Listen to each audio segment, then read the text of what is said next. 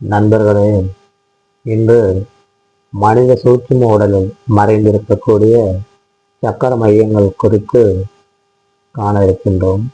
அந்த வகையிலே மனிதனின் முதுகுத்தண்டின் அடிப்பகுதியிலிருந்து உச்சந்தலை வரையில் செல்லக்கூடிய சக்கர மையங்கள் எத்தனை, அதனுடைய பெயர்கள் என்ன என்பது குறித்து இந்த காணொலியில் நான் விளக்க இருக்கிறேன். முதல் சக்கரம் என்பது முதுகுத்தண்டின் கீழ்ப்புற பகுதியிலே மூலாதார சக்கரம் என்று கூறப்படுகின்ற சக்கரம் இருக்கின்றது. அதற்கு அடுத்தபடியாக இரண்டாவது சக்கரம் என்பது இறப்பு உறுப்பு பகுதியில் இருக்கக்கூடிய சுவாதிஷ்டான சக்கரம் என்பது. மூன்றாவதாக அமைந்திருப்பது தொப்புள் பகுதியில் இருக்கக்கூடிய நாடி சக்கரம் ஆகும். நான்காவது சக்கரம் என்பது இதய பகுதிக்கும் வயிற்றுப்பகுதிக்கும் இடைப்பட்ட உதரவிதான பகுதியிலே இருக்கக்கூடிய சோலார் பிளக்ஸஸ் சக்கரா என்று அதற்கு பெயர். அதற்கு அடுத்ததாக ஐந்தாவது சக்கரம் என்பது இதய பகுதியிலே அமைந்திருக்கக்கூடிய மார்பின் நடுமையத்தில் இருக்கும் அநாதக சக்கரம் என்கின்ற இதய சக்கரமாக இருக்கின்றது. அதற்கு அடுத்தது ஆறாவது சக்கரம் தொண்டை பகுதியில் இருக்கக்கூடிய விசுத்தி சக்கரம் என்று பெயர். இதை த்ரோட் சக்கரா என்ற ஆங்கிலத்தில் கூறுவார்கள்.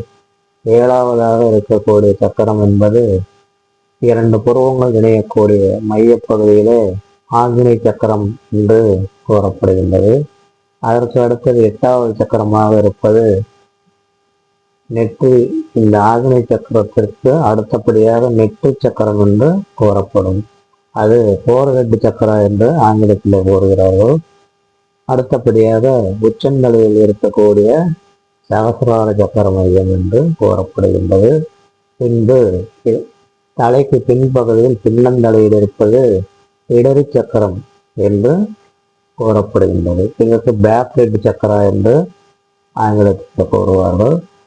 அடுத்தபடியாக நம்முடைய